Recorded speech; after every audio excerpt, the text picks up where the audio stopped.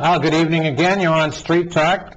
I'm Father Russ, and those of you who know, sitting beside me is Elise, one of the people who are with my community, and we're going to talk a little later about what's going on. I just want to say hello to everybody, and thank you for watching and allowing us in the home. I want to say thank you to Starbucks for their continued donations to us with their pastry. They've been really good to us now for about 3 years. Tonight I have a really interesting show. This is the second time we have the transgender ladies on with me from T.a.L.L, as was just put up on the screen. It's for me, it's a very interesting, well, I guess interesting is not quite what I wanted to say, in this sense that there's the situation with abuse and suicides, and just recently that have been in the paper, is very, very disturbing.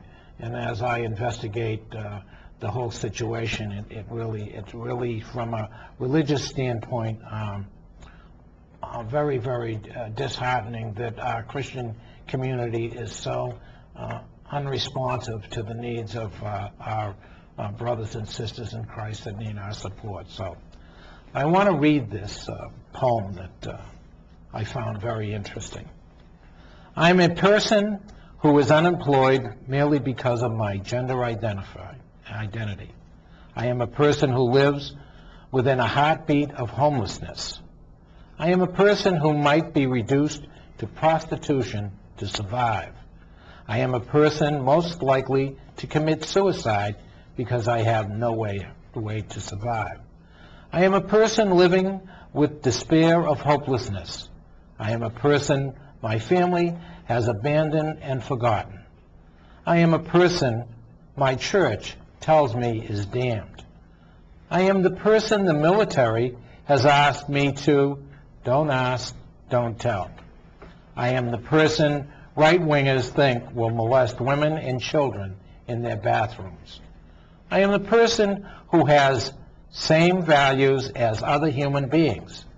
I am the person Barney Franks has asked to wait my turn. I am the person my political party wishes would just go away. I am the person who has spent countless hours educating in vain. I am the person who my political party claims still needs to be educated. I am the person my community has asked to not make waves. I am the person who advocates for equal opportunity. I am the person who believes in diversity. I am the person who believes people should be judged by what they do and not how they look. I am the person who wants to love and be loved. I am the person my one-time friends and acquaintances often shun. I am the person who works for equality for all marginalized human beings.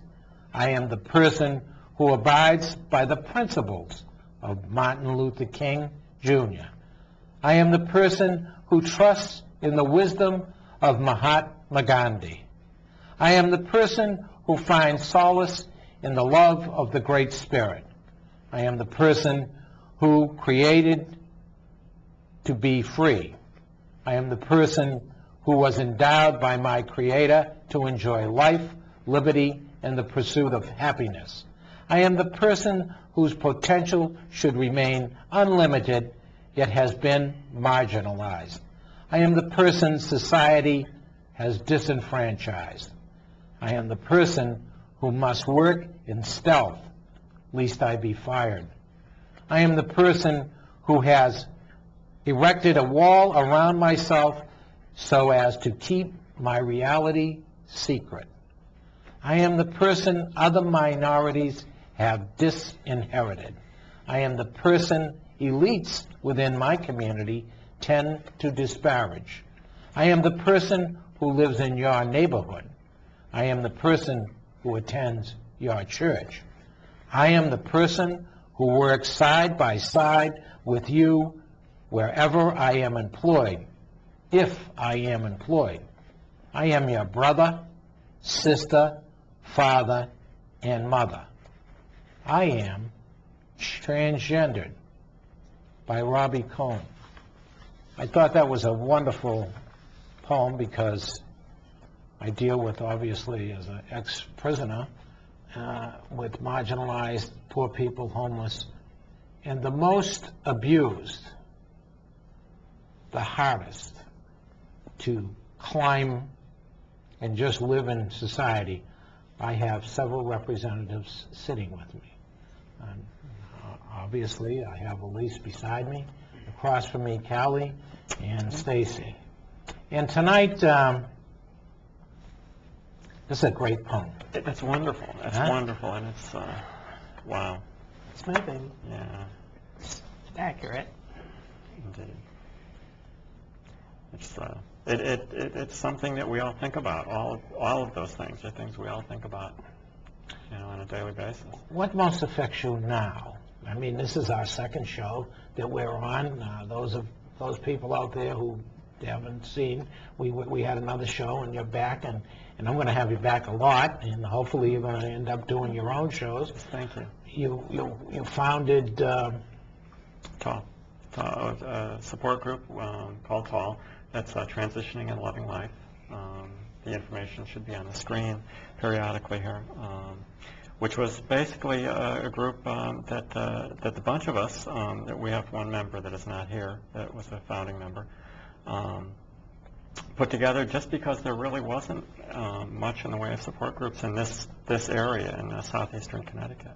So we felt the need to do that, and that's really taking off, and it's been quite a wonderful experience. Right, and it's been a sort of a voyage of discovery for I think for us as well, because I'm coming to realize that there's a lot more of us in southeast Connecticut than I had realized. I thought there were maybe 4 or 5 of us, but gee whiz, we had about, how many in one room one night? It was about, what, 15 and 19, it seems like? Something like that. We've had a lot, yeah. Yeah, you have had a huge response. Huh? Yes, it's been very wonderful. It's been a wonderful experience, and we're going to continue moving forward with this. We've got great plans. So we're going to get some resources in southeast Connecticut for trans people. I think our key issues, and what we've landed on as our key issues, are employment, housing, and health care for trans people. Healthcare's got to be a big issue. I mean, it's got to be huge. It's huge. I mean, some of the statistics I read and just recently, frightening, especially in the mental health area. Obviously, the suicide rate among you folks is like through the roof.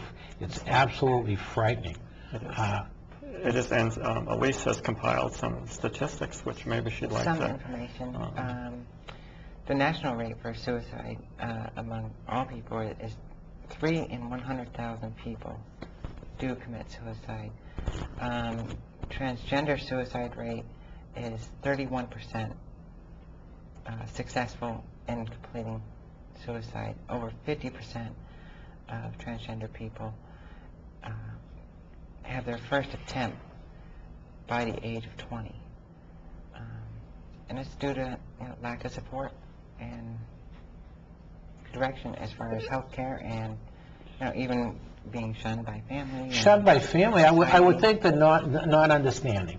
And I have to stand, and you ladies know, as we got into this from Father's point of view, I'm naive, and not only naive when I grew up, probably homophobe, but I mean the whole subject when you grow up, this is something you're not supposed to be, and you get taught these things, and of course the place that makes me so angry, of course, is the church. I mean, from my own perspective, because I was abused in the church.